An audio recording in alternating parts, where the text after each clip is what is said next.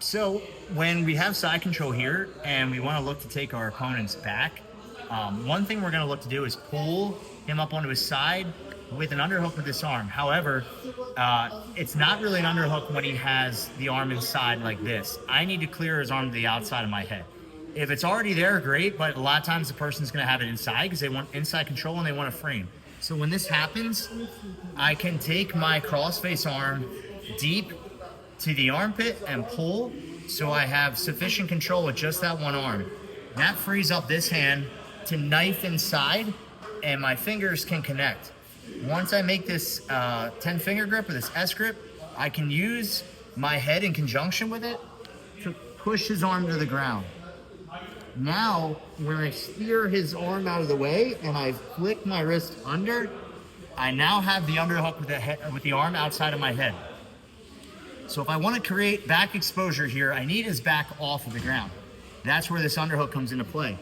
I can slide in and pull up now, and I'm kind of like kinking my arm here so that it wedges against his chest like a frame. So there's a lot of tension generated in his arm here. It's hard for him to just limp arm out, and it's hard for him to continue to wrestle up because I have so much tension generated here. Hand pushes down the head. We can start to rotate through tight the whole time, and when I spin out here, my arm follows through and we get this almost like a gift wrap position. So it's important here that my chest stays below his shoulder and I start to control this hand here in like a figure four position. Okay, so you can see his back is off the ground. I'm attaching my chest to his back so he can't put it back on the ground, and now I can start to sit him to his back. So my right knee here is going to slide up, and I'm going to start to cover his hip a bit. Before I sit him back, I want this left leg inside. So I need to lean, step in, slide up to the head, and now I'm going to kind of pull him back into my lap and roll all the way to the far side. And that's how we get back takes from side control. So now we can use a similar method from mount.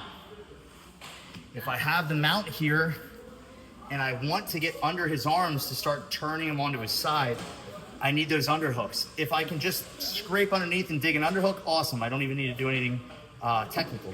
But if he's keeping his arms tight here and I'm trying to dig under, he's gonna keep his elbows tight and it's gonna be hard. But we have the same method that we just used to get this arm out of the way. We knife hand in, 10 finger grip. We steer that grip out of the way with our head, pin it, and now look, we get a nice underhook that we can cradle the head with. So you could stay here, you could go for a head and arm choke, but if we really wanted to make him uncomfortable and be able to steer him wherever we want both arms. So my right arm now is gonna pass the head and the arm off. So look, kind of the same way we did with our side control crossface. I'm controlling both the head and the arm with just one arm. Okay, if I can just dig an underhook here, great. Like sometimes I'll be able to use my knee to make that underhook space. But if he's really keeping it tight and I can't, look, we're just gonna do the same thing. We're gonna feed this in, get our 10 finger grip, pin that arm, flick our wrist under, and scoop both. Notice how one of his arms is underneath the other. That's the side that I wanna start going to and turning it. So from here, I start to walk that knee up, and I'm gonna guide him over with my head. Okay, here, here. It's an incremental process. You don't wanna rush this because you're in a great spot. We don't want him to scramble away and lose it. So, similar to the side control, once I get around here, I'm gonna go to my figure four, and I already have the leg over, right? So we were in mount. So now I can just start to rotate, pull him across to the far side. And we get the same back control, place our body triangle right away, and we're good.